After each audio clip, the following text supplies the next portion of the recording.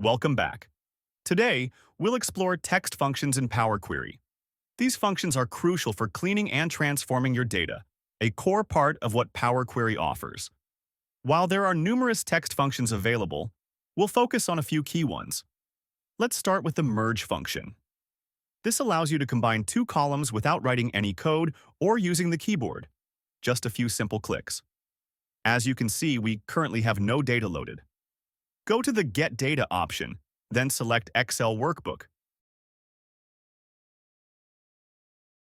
Choose your workbook and click Open.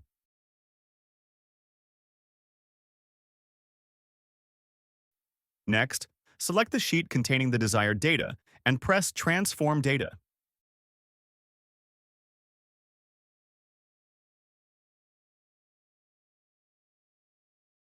In this data set, we'll merge the city and state columns.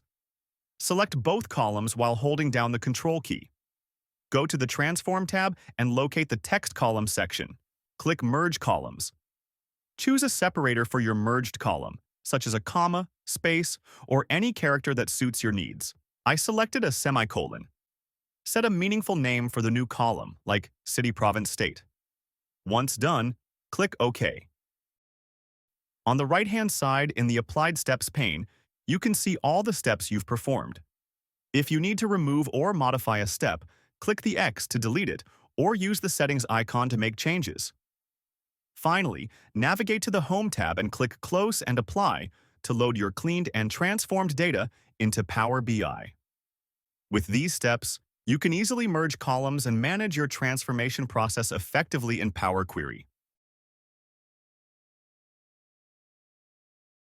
In the Data pane, you'll notice the merged column named State. Click on it and drag it onto the report canvas. Instantly, a map is created automatically.